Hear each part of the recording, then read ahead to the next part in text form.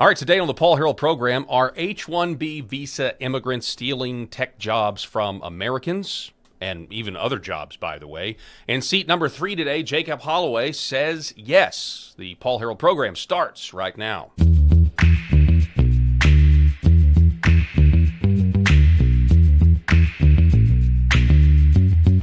Paul Harrell program. All right, ladies and gentlemen, as always, I'm joined by my co-host, Rob Spencer. Take it away, Rob. It's an honor to be here as always, Paul, and I'm glad that we have a third person in the seat today to reflect on all the stuff that's happening in the world today. Jacob Holloway's got a different insight. Obviously, he looks at the world just slightly different than you and I do, Paul. And that's great. That's a compliment. And that's great. It's a compliment. It's a compliment, Jacob.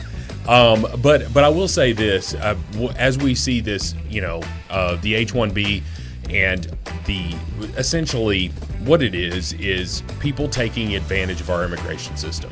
That is the bottom line. We're going to talk about things over the next hour, but ultimately, the bottom line is people across the globe who are taking advantage of our immigration system. And then, of course, more details coming out about the North Carolina stabbing and the tragedy there, and finding out that the judge who released the individual with cashless bail is not a lawyer and is just an appointed magistrate.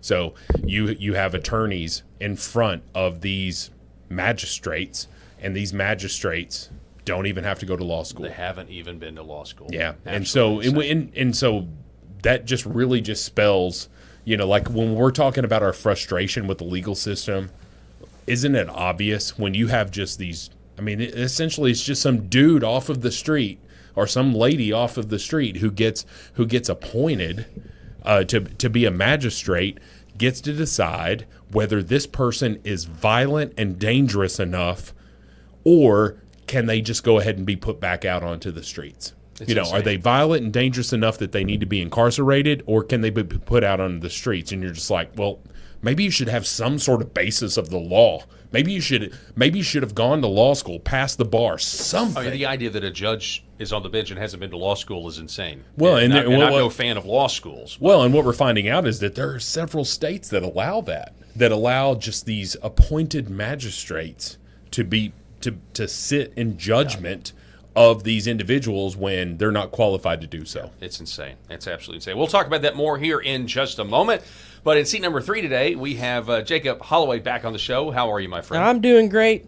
So happy to be here, Paul, and I'm very thankful that you were able to allow me to come on today and discuss this.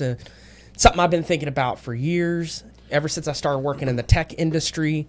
And I think this is a very important topic that needs to be discussed because, right now there's kind of a national debate going on about the H1-B program. We've talked a lot on, illegal immigration. Mm-hmm. I think everybody basically agrees that illegal immigration is bad.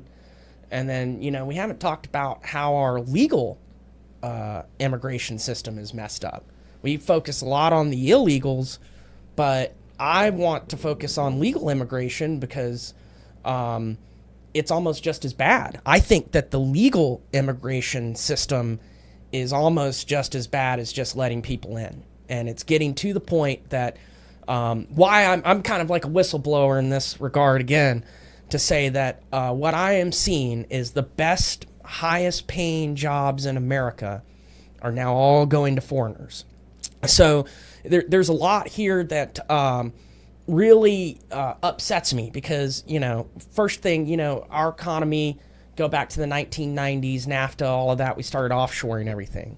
And we were told, well, if we offshore all of our jobs to Mexico and China and India and all of that we're going to create a service sector. And that was when Silicon Valley was booming, and we're all going to have tech jobs now. And, that all the focus of American students to get into STEM and to go to college and for jobs that aren't even there for them, And, here's the issue is even I was forced into tech because at some point I realized after, many conversations and years passed and, simply it's the place where you will get paid the most in America if you're an hourly worker, if you're a contractor, If you work for your labor, like most people do, the highest paying jobs in America are all in the tech industry. If you're not a doctor, a lawyer, or just an engineer, and engineering kind of falls into tech. Certainly I don't have a background per se in engineering, but what I do is software engineering, tech engineering in that regard. I had to teach myself that. I didn't have to go to college for that. And that's another thing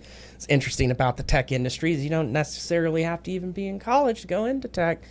And there's just so much to unwrap here because I wish that people my age knew that they could work in tech and get paid six figures and work, good, nice paying jobs.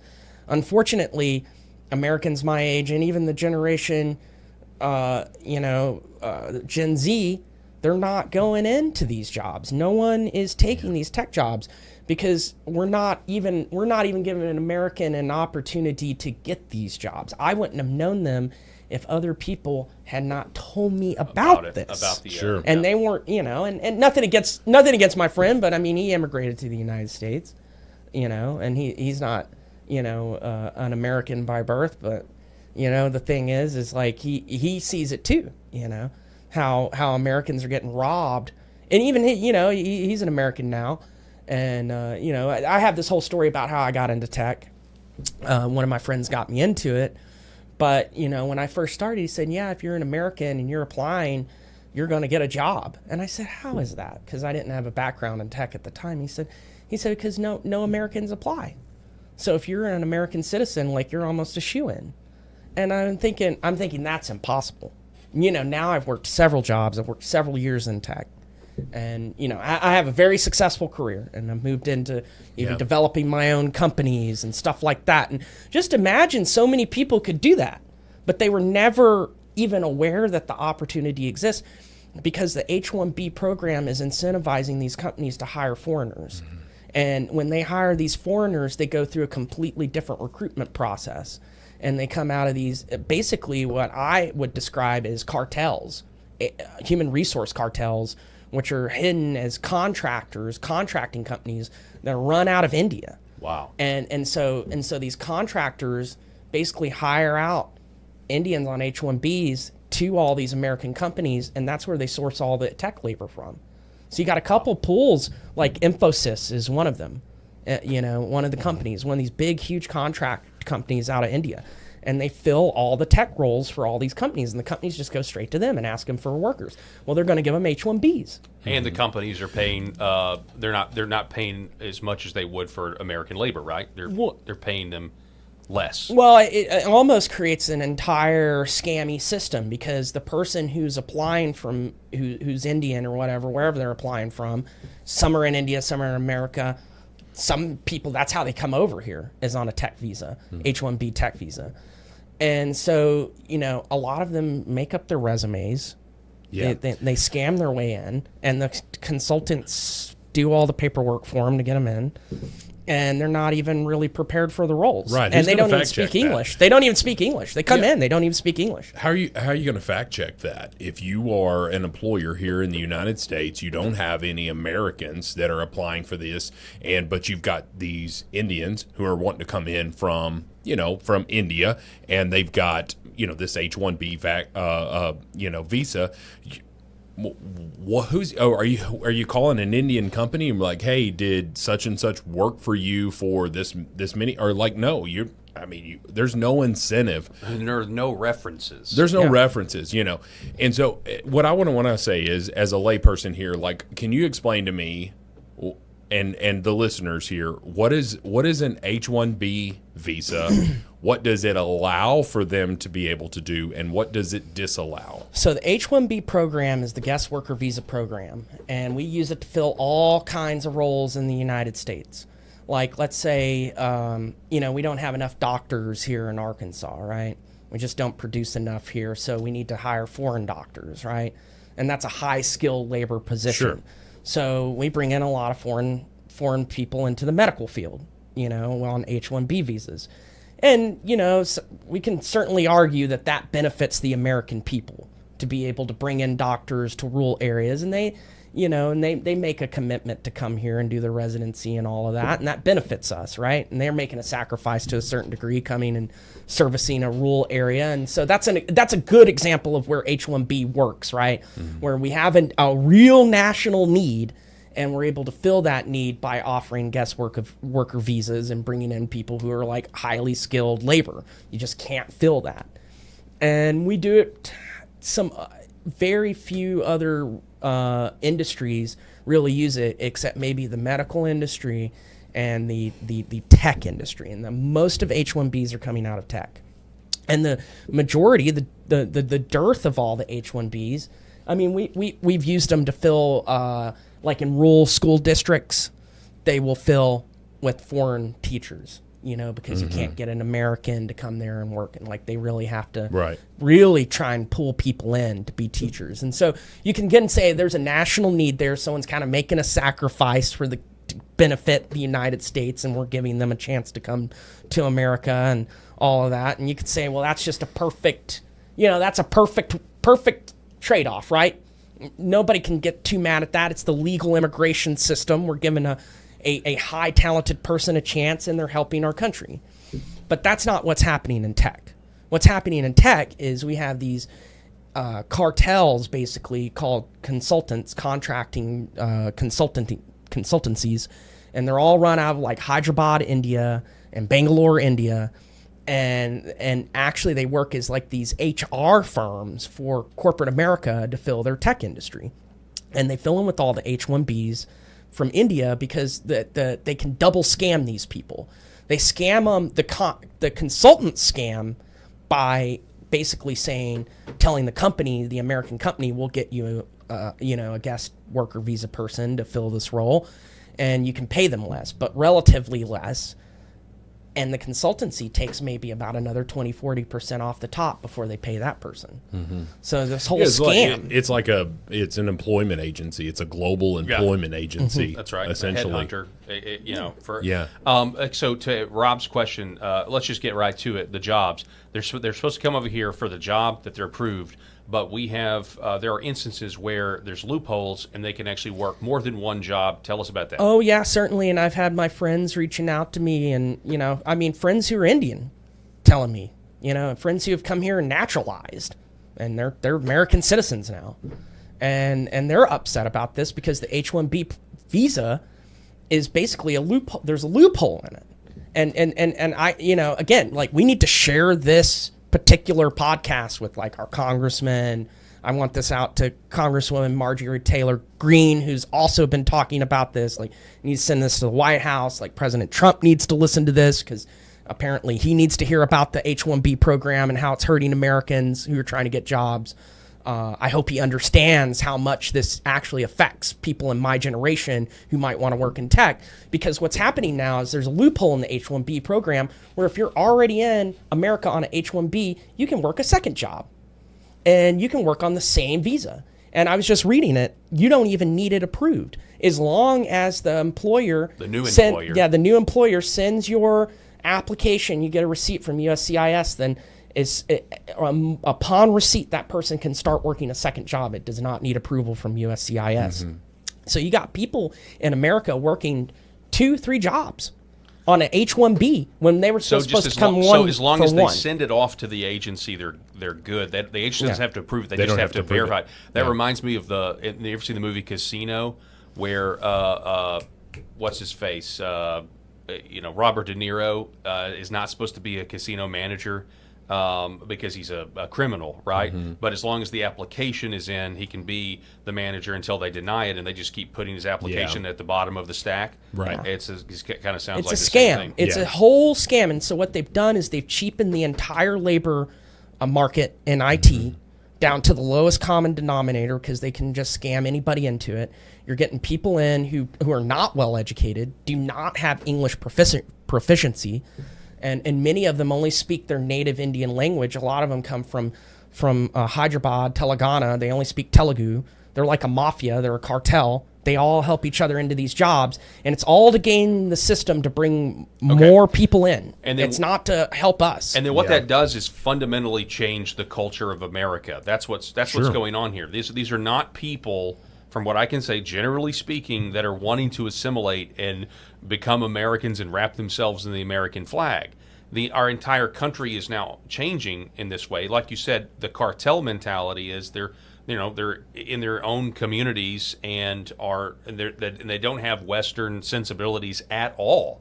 Here is this story from a local news affiliate in Dallas.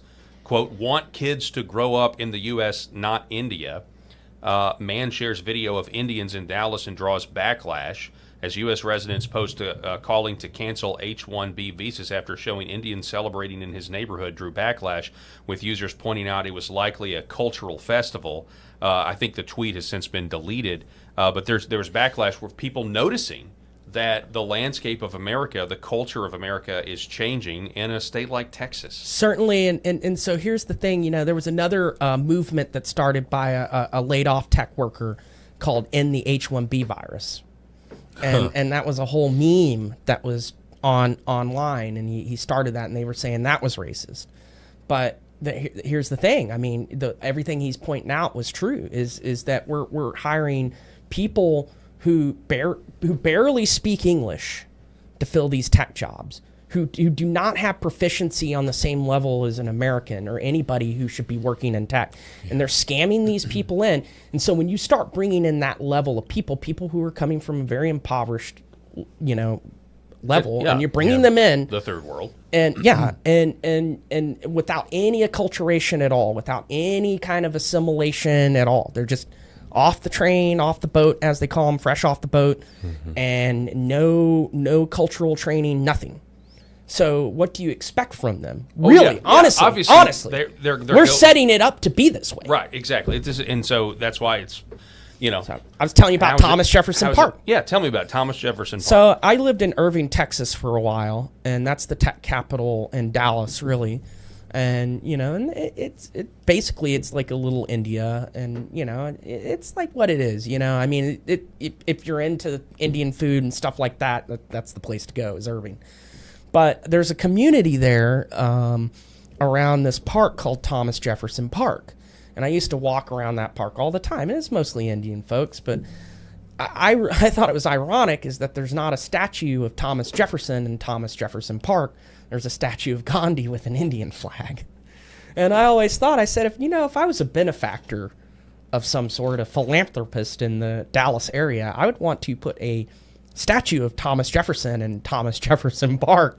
But instead we have and it is what it is. It's a Gandhi statue celebrating Indian independence, with the Indian flag. But like, where's our Thomas Jefferson with an American flag celebrating American independence?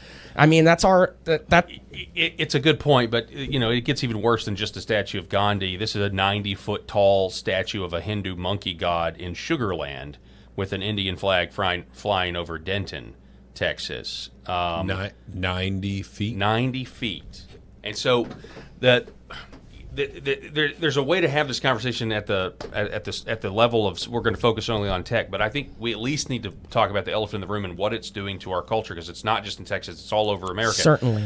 And if you were to, I would just say this, if you were to get away from the 20th and 21st century mentality about immigration, and you would maybe go back in any other time in human civilization, erecting a 90-foot tall statue of a pagan god would be a symbol of a conquered nation. This is what you would do if you lost a war. 100%. And so our nation is starting to look like we've lost a war. Yeah, and obviously, I don't want to knock them for, practicing their religious beliefs, right? We're a constitutional, secular republic, and certainly people are more free to. Well, we weren't founded that way, but your point. But they're free. They're free to do that here. We let people. We have a lot of leniency and religious tolerance in America. That's just who we are. It's very hard for us to let go of that, right? And that might but to be not notice this, but you certainly that might be our weakness. That's though. the caveat. Certainly. Can we at least notice and recognize what's going on? Because America has a culture in and of itself. Certainly, this is not. And that's more symbolic, right? the 90-foot statue. But what I want to point out is actually something that is a problem here, and that is the cultural beliefs aren't syncing up, and it's the issue with the bringing in the brides on dowry, the bringing in the foreign brides, and so these Indian techies are coming here, and they're getting green cards and U.S. citizenship after they're getting their H1-Bs, and then they're turning around and they're extorting the families of Indian women for exorbitant dowries, which is basically a payment. Yeah. They have to make. the groom. The female's family, yes, the woman's Right. family has to pay the groom's family a certain amount of money, and it's getting and this is all over the place. It's getting more and more exorbitant, and it's basically a form of extortion even. And these women, their families are like paying out all their family wealth out to these guys. And this is all because our immigration system allows it.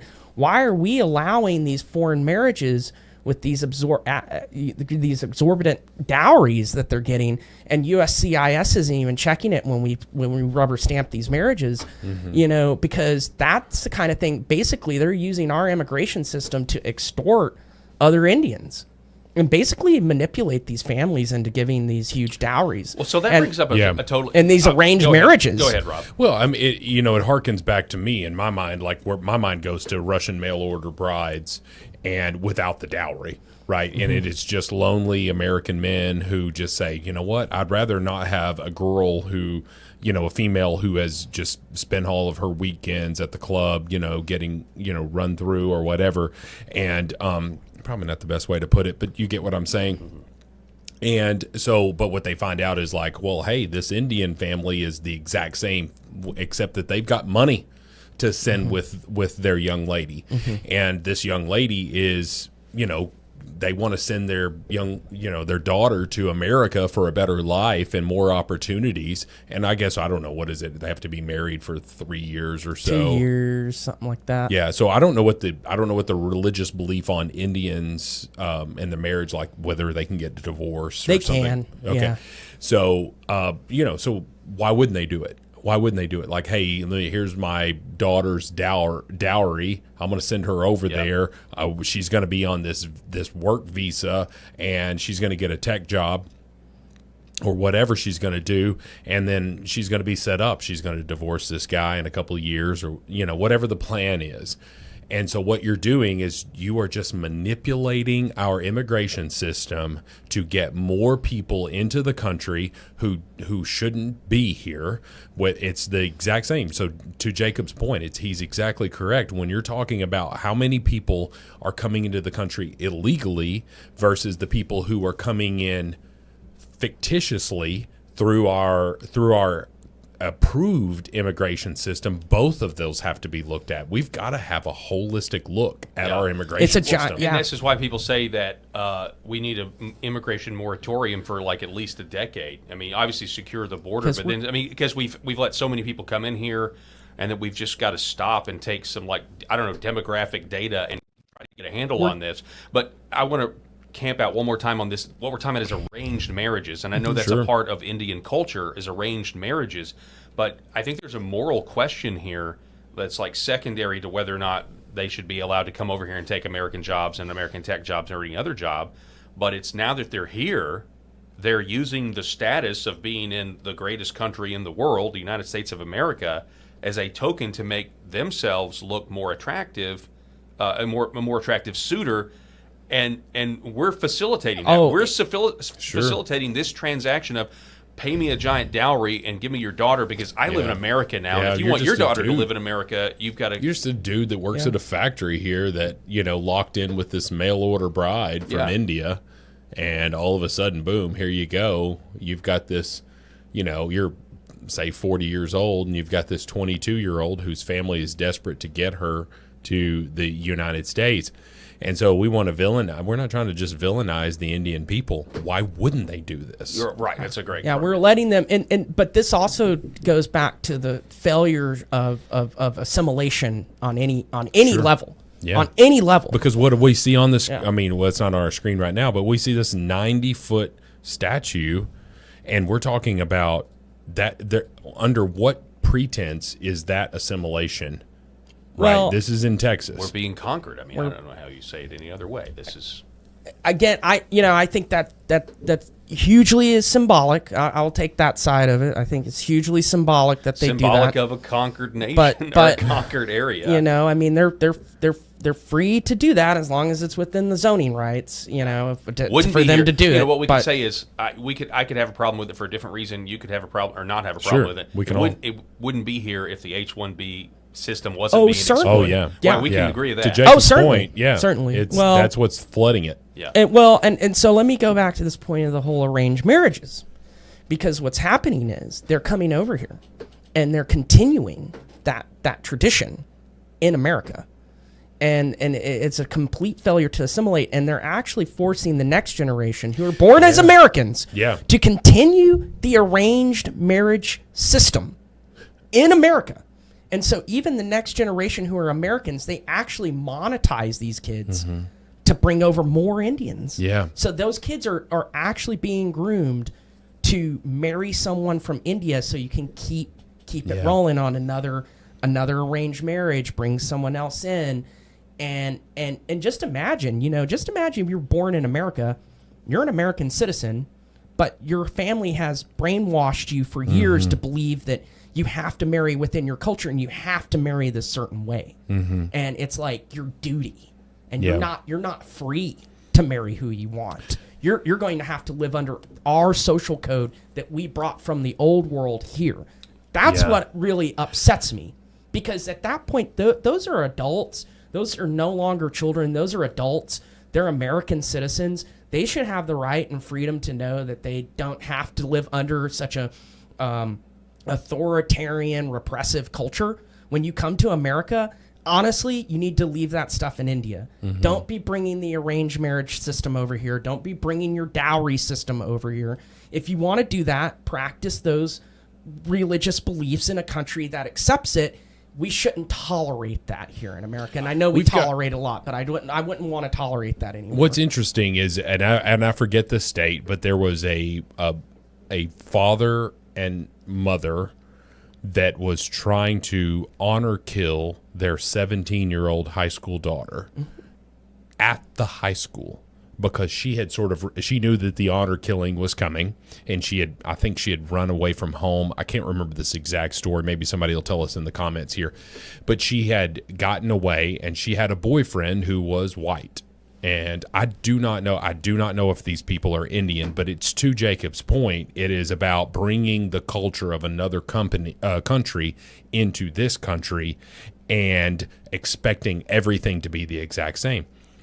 And the husband, the dad and the mom were both arrested because they were trying to kill. Like, her classmates saved her. It is a chilling video if you've never seen it before. Her classmates saved her because her own parents were trying to murder her in front of the school. And they were both arrested, and the charges were dropped due to religious belief. And this is just my recollection of it. I can't remember exactly what it was, but I definitely know that he was not charged. He was not tried for attempted murder as he should have been. And the problem is that there are a lot of honor killings actually happening in India right now because of absorbent dowries, and that it's out of control. The Indians themselves are saying this is out of control. But we're feeding into that.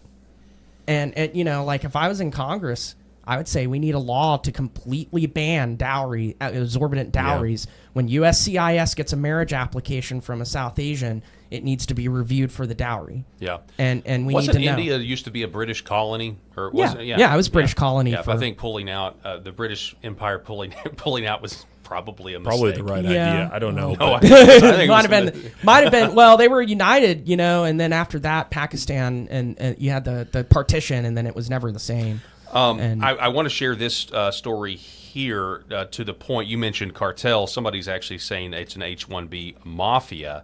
So the guy in the first story we talked about who had the tweet that got the news coverage, typical view in my neighborhood outside Dallas, we have to cancel H1Bs. I want my kids to grow up in America, not India, was the actual tweet. This was a response from apparently an Indian who wrote, quote, "I don't really think you can afford a home in that neighborhood. Continue being racist. The day of reckoning is not far away." Yeah, that's it. So it's just another example into the mentality. The mentality is that, they're coming, see, and this is this entitlement that I have a problem with too.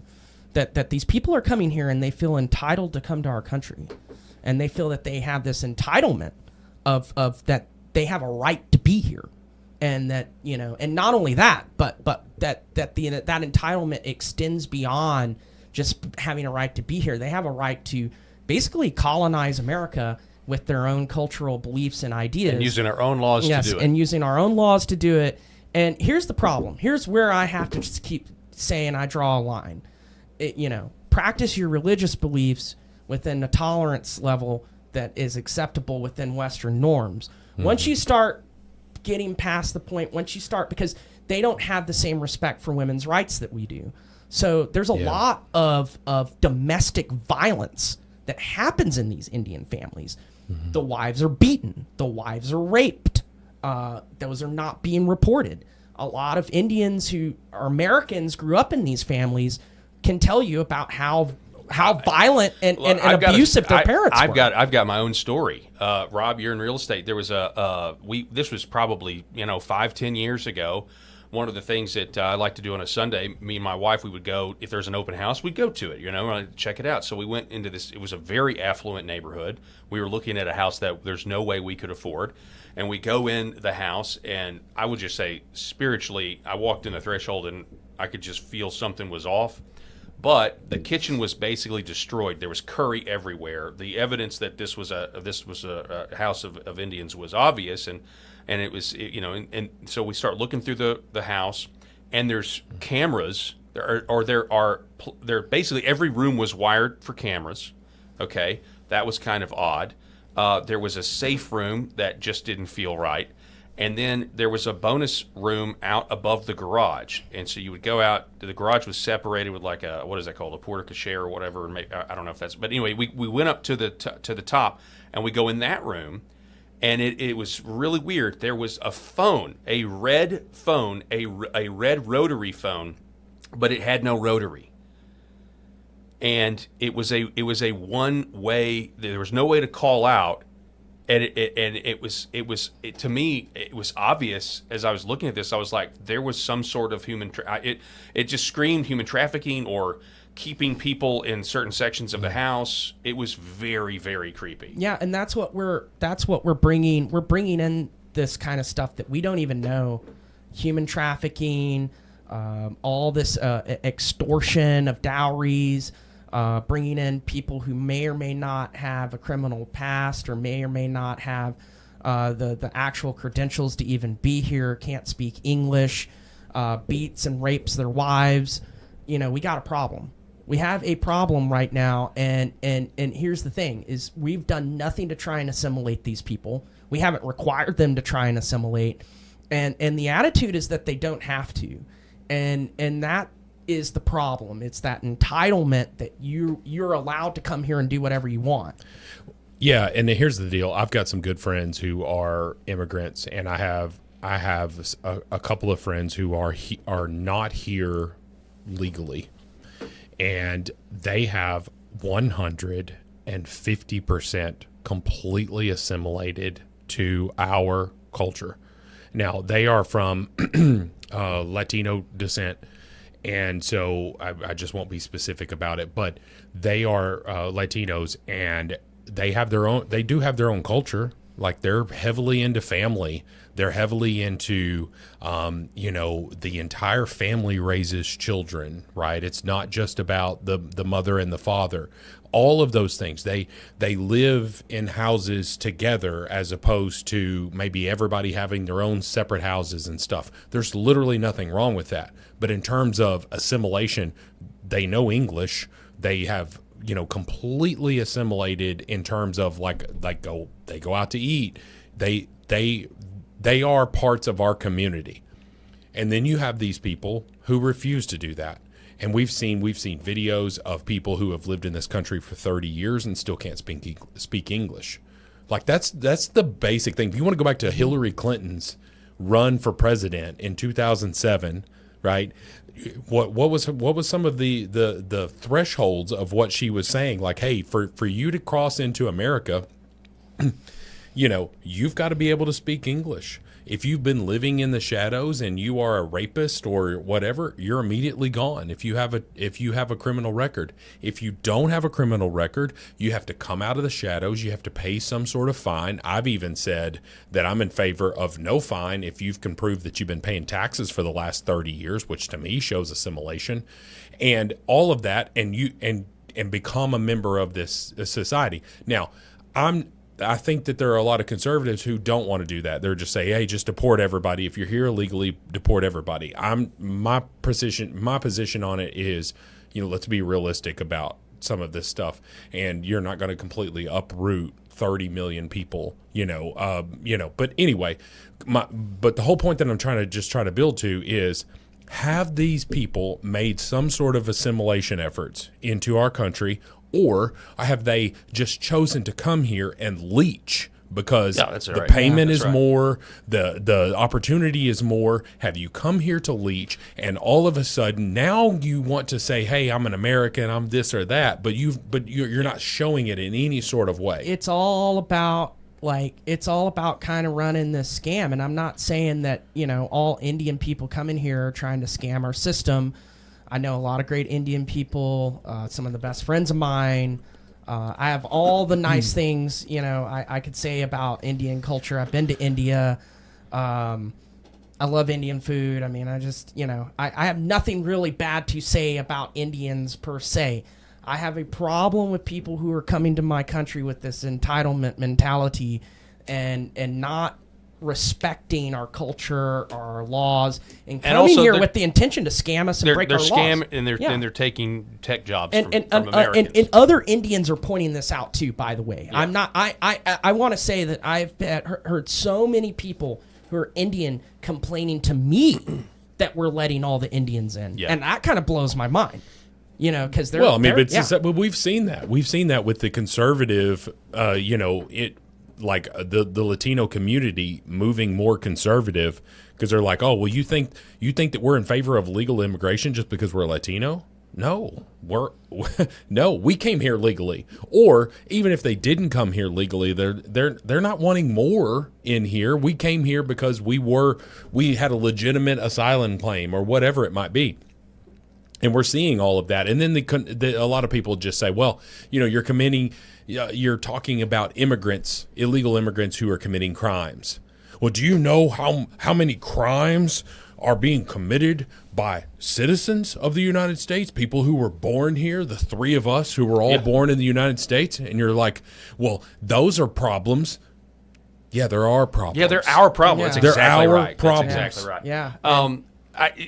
I think this is, I think we need to revisit this because this is a huge issue. I'm glad that you've shed a lot of light on it, Jacob. I don't think, certainly when we decided to do this, I had no idea about the dowry thing. I think that's something that needs to be brought up. Like I don't think I've heard that anywhere on any podcast where they've talked about this H1-B scam situation. So that's really good. But speaking of crime, I do think we need to move on to this other story because it's a huge story. It's not going to go away. It's everywhere, rightfully so. And it's the Ukrainian immigrant who fled the war-torn country and then was stabbed by DeCarlos Brown or whatever his name is. And there's now the full unedited version that's out there. I'm not showing that on the show today because it's but they do have right after she was stabbed, and the people around her didn't help her. They left her. They abandoned her to die. One thing I want to say about this, Paul, before you go into this, folks, whether you're on the right or the left, if you're watching this, please listen to Greg Gutfeld's commentary on this. I believe it was on the 5, and it may have been yesterday. He was talking about, he said, please quit calling this mental illness. Please quit calling this right here. They're like, oh, this mentally disturbed person committed this heinous crime. Okay. He had a knife concealed. He attacked someone in front of him who was much smaller and a woman. And then he put the knife back in his hoodie and exited the train. All of those things showed I don't want a confrontation, right? I'm not trying to attack someone who is like my size, 6'4", 260 pounds. Like if he would have attacked a much bigger person and attacked them face to face and then stood there to face the consequences, then you might argue, hey, that seems insane. Yeah. Right? All of those things. This is cold, calculated, meticulous actions from a person who did not want to get caught. He chose to prey on someone who could not defend herself. That's not like an insane person who's walking around with their underwear on the outside of their pants. This is a person who is a cold, calculated killer. And he was triggered by her presence. Clearly triggered and him. The color of her skin. Yeah. And we're not talking about that. And what's unfortunate is we're seeing a lack of coverage by our media because this doesn't fit the damn narrative. If the races were reversed, folks, if this was a white man stabbing a black girl on the subway, this would be 3 months. There would be riots in the streets. Reverend Al Sharpton would have his stupid ass out there protesting all of this stuff. But this doesn't fit the narrative. But statistically speaking, this is what happens. Yeah, all the time. Now, I'm not trying to hate on a particular race, but I'm talking about you are letting career criminals out of jail when they are, statistically speaking, more prominent. They were more likely to commit these crimes. And this guy had been arrested 16 times. 16 times. Some for violent assaults. Why the hell was he on that subway? And then the people didn't do anything. That's wild. I know, man. Megan Basham reports, oh my gosh, the new video of Irina Zarutska immediately after the stabbing while she is crying before her death is beyond horrifying. The callousness and disinterest of the riders around her is almost impossible to comprehend. Here it is. That's after she's been stabbed. So that's right after she was stabbed. Here's the thing. This guy walks away, doesn't check on her, and then this woman gets up and exits as well. She's like, I got to get out of here. But so she's bleeding right now. She doesn't even really know the extent of her injury. Apparently, she doesn't even really understand the extent of her injuries. She's just been stabbed 3 times in the neck and face. Here's the thing, and I said this off air. She's dead right there in that seat, and she has no idea. Yeah. She's a 23, 24-year-old girl who moments before that was just scrolling through her phone, and now she's dead, and she has no idea that she's dead. And this guy just gets up, doesn't say a word. You know, there are reports that he said something as he was exiting. Well, let's actually listen to that. Van Jones trying to don't draw racial conclusions from what you just saw. Don't believe your own eyes. We don't know why that man did what he did. And for Charlie Kirk to say, we know he did it because she's white, when there's no evidence of that, it's just pure hate-mongering. Listen.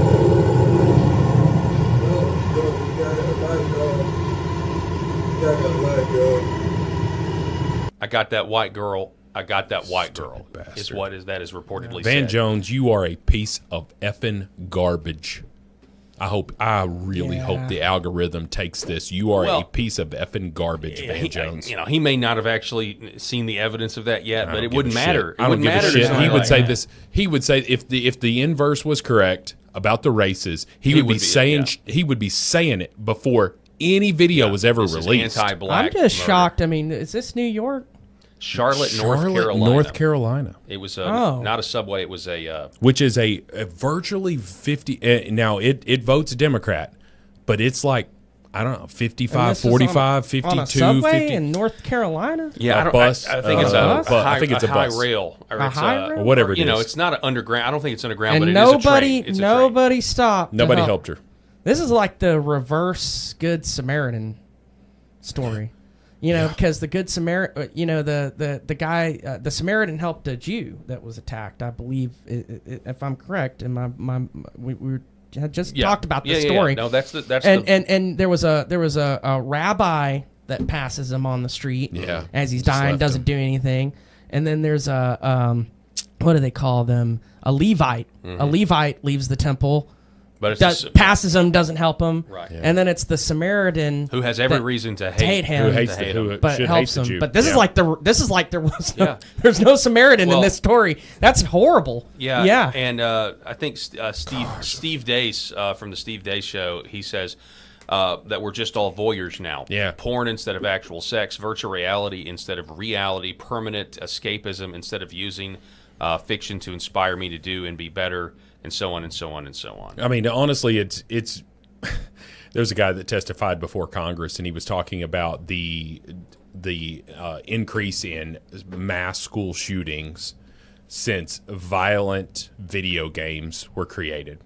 And of course, and when you say, "Oh, violent video games created all of this scenario here, this society where we don't care about human life," when you can play Grand Theft Auto, you can murder everybody, and if you get killed, you respawn. Yep.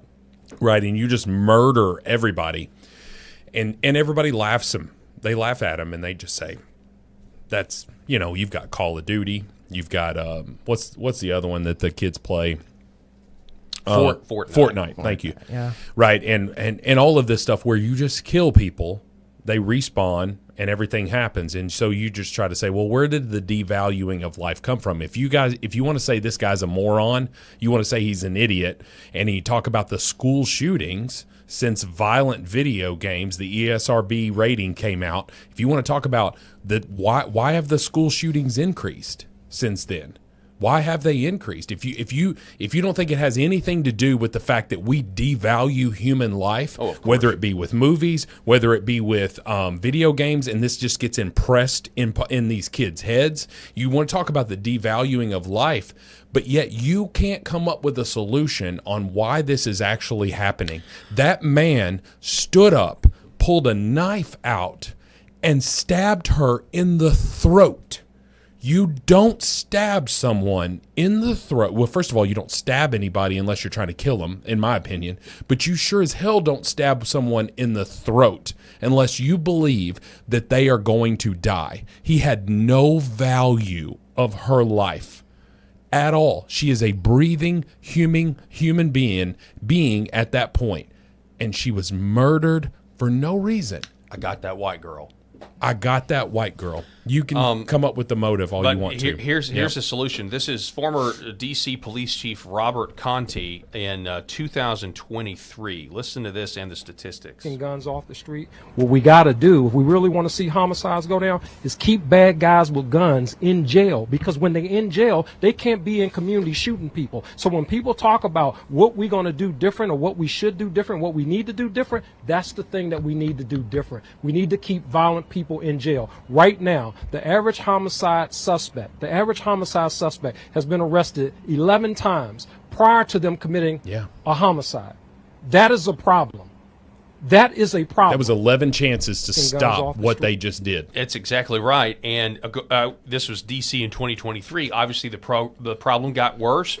Defund the police, cashless bail, and it took Donald Trump sending in the National Guard to actually secure our nation's capital. Yeah, and I'll say about this National Guard stuff. I mean, that's great that they're doing it, but I mean, I know they're just doing it in the liberal cities. But man, I mean, we got cities here in the South that are completely out of control. That's what Rob has been saying. They need to send the National Guard to Memphis. They need to send the National Guard to Little Rock and Pine Bluff, man. St. Louis, Missouri, Jackson, Mississippi. If I was the governor of the state, I would do the same thing. I'd say, well, since Trump can deploy the National Guard, I'll do the same thing. Yeah. They should really back him up. Well, no, I was just do a whole crackdown on crime nationwide. It's about votes. It's about votes for them. It's about public perception. It's not about saving lives. Well, yeah, I mean, but here's the thing. It's like, if I was governor of Arkansas and I was real serious and I saw the president, even though we're in the same party, I don't want to embarrass my state, obviously, but but now would be the time. Well, now would be the time because yeah, Little Rock's in the news. It's been the most dangerous city in America. It's on the list. It's always on the list of the top 5. Governor Sanders needs to come out. The governor of Tennessee, I have no idea who it is. The governor of Missouri, I have no idea who it is. All of these red states, because that's what if the governor calls him in, he can do whatever he needs to do with this National Guard. And so bring these people in and say, hey, go clean up my worst city. Which if it is Tennessee, by God, it's not even close. It's Memphis, Tennessee. You don't want to be in Memphis, Tennessee, folks. In state of Arkansas, unfortunately, it is our state capital. Which is Little Rock. That's insane. Right? Send them in there, man. Send these people in there. Let Trump go in there and clean that up. And we were saying this on the show, it was probably last week, where we just said, let him go in there and clean up these blue cities in red states, and then see how much pressure is placed on Brandon Johnson over there in Chicago with Fat Pritzker in Illinois. Like let's see how much pressure gets placed on these blue governors. Anybody know the mayor of Little Rock? Is it Republican, Democrat? Oh, he's most definitely a Democrat. Yeah, and so I mean that's the thing is. There's no love lost there. Well, and if the governor sends in the National Guard, that'd be Frank Scott Jr. Yeah, I mean, and you've got these stupid ass white liberals in Pulaski County who send their kids to private schools and all that stuff, and they're still voting Democrat. And I'm like, you know what? Hey, if you're a stupid white liberal in Pulaski County, I hope you see this. Pulaski County, if you're a stupid white liberal who sends your kid to a private school talking about how Democrats are the answer, and you keep electing Democrat mayors and Democrat city council people because your kids aren't going to Little Rock High. Your kids aren't going to these school districts that need support because these kids go home and they're in a tough, rough environment. They're surrounded by gang members. You think they care what the hell the math teacher is saying at Little Rock High? They don't care a damn. They don't give a damn about what the math teacher is saying. And so therefore, your little precious white angel who goes to a Christian public school private school, Christian private school rather than this public school, and you're going to have the balls to go to the polls and say, Democrats the way to go. Yeah, you feel better about yourself because now. You don't have to live with the decisions that you're making. Yeah, Little Rock's out of control. I was just down there.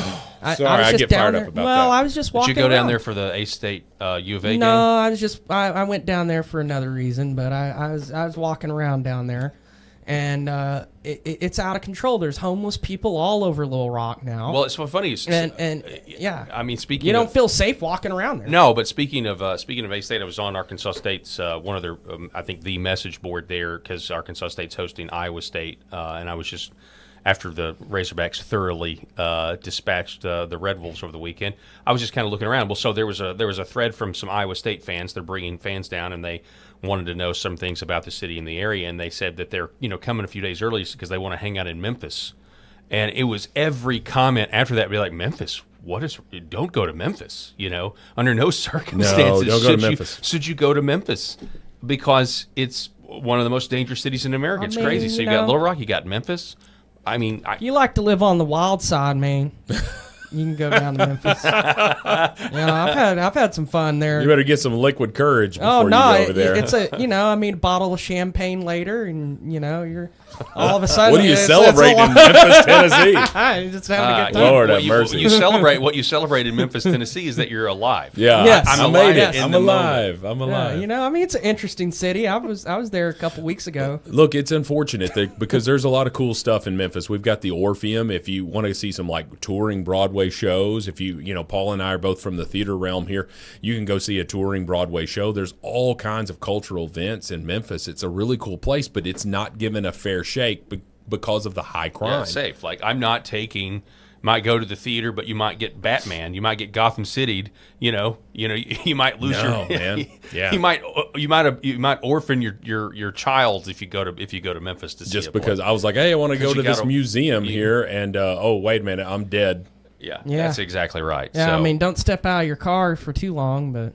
Yeah. I mean, Oh gosh, yeah. I mean, but when I was growing up, people went to Memphis all the time, and it wasn't the safest city. But I mean, in high school, people would go over to Memphis, and I don't even know if that's happening anymore. What's the so look up what is the racial makeup of Memphis, Tennessee, in terms of minorities versus white?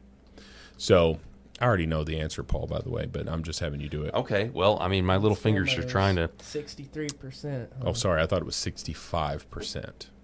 63% African American, 23% And white. it's really sad for the African Americans who are stuck there.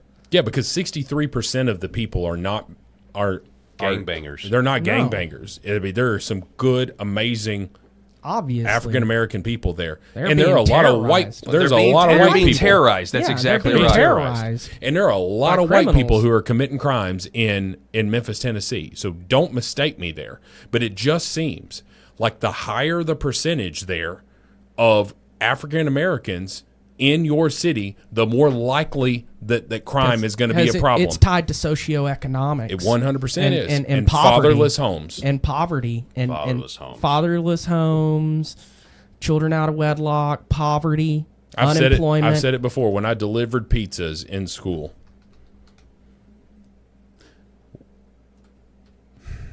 Trailer trash white people made me the most nervous. Yeah.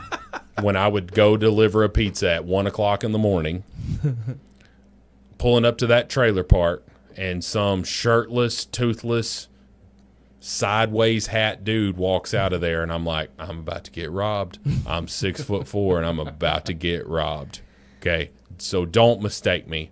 I'm just saying it's unfortunate that these great cities in the United States are being overrun. And it's not fair to the African American community that they are not getting proper policing. Sure. That they cannot control the crime. That they're not getting any help from these politicians. Yeah, but you mentioned policing. I mean, do you remember this story from 2023? I think this is an update 2025. New trial ordered for 3 Memphis ex-officers in connection with death of Tyree Nichols. You remember this video? It was a video Beat him to death. Of these officers beating this guy to death. Beat this dude And to death. There was 5 black police officers. Yeah, and they were now.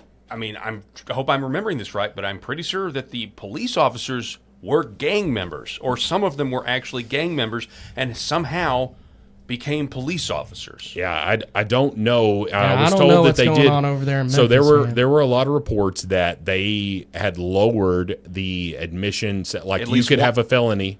So, after defense lawyers argued that another judge who presided over their trial was biased in his belief that at least one of the men was in a gang. Yeah. So, because you could have, I believe that Memphis changed their sort of standards for police officers that you could be a past felon and still become a police officer. I would. Now, serious?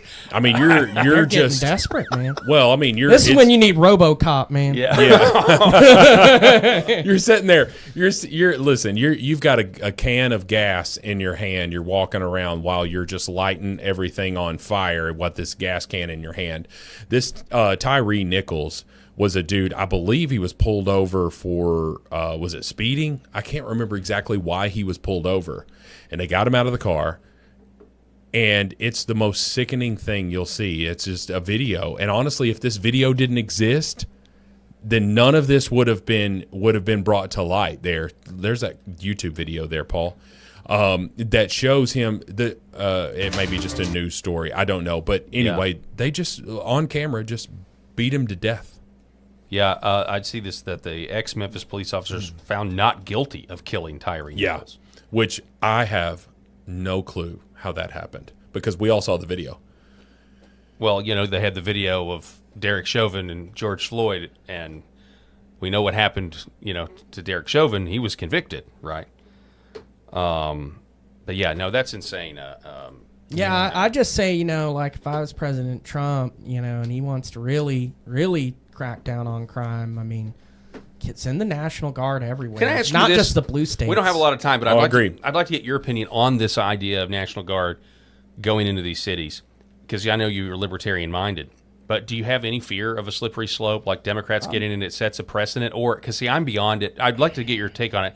I don't care anymore, because I'm just like, if you've got the authority to save people's lives who are being terrorized by gang members because Democrat politicians won't do anything about it, then I don't think I could sleep at night without doing something about it. I don't want to get too philosophical, because I think there is a lot of philosophical underpinning for an argument on either side of this. However, I'm going to use I'm going to appeal to what is going to save lives and what is the mandate of our government. So if the mandate of the government is to protect people, and I am an elected official, and it is within my power to protect my constituents, and that is what I can do, then I would be a negligent leader. Amen. To not use the power that has been put into my hands by the people who elected me to protect them from violent criminals. Yeah. So if you're a because we do have elections, not going to keep the same person forever. So, I mean, ideally, yeah, that would expire. Maybe you elect a new president, new governor, whatever. But the current person in there has all the power up until that point. So, use the power of the people for once. Yeah, sure. Use the power, because if you don't use the power that the people give you, then you're basically ineffective. Yeah. And that's one of the things I don't like to see. I hate to see politicians abuse power, but even worse than abusing power is to be inept. Yeah. And to not use the power when it's right in your hand, when the sword's in your hand, use it. Amen. Yeah. Amen. No, I agree. Pull Excalibur out and use it, man. Yeah. All right. Well, I think about that wraps it up. Jacob Holloway, man, I appreciate you coming on the program. Awesome to see you swing again. Back by, man. We didn't even cover everything. We're gonna have to come back. We missed on the visa, the F1 visas. We'll do one on just F1 visas next time. Rob, thank you so much for being with us. It's an honor to be here, as always. Glad that Jacob was able to join us. Hope everybody enjoyed it. I think I learned a lot about the H1-B scam. I certainly did. I want to remind everybody to go to paultalkshow.substack.com. That's paultalkshow.substack.com if you want to contribute to the show directly, and you'll receive a copy of Left Wing Will and the Red Pill if you become a monthly or a yearly subscriber. That is all of the time that we have for this edition, and we'll see you next time. Thanks so much.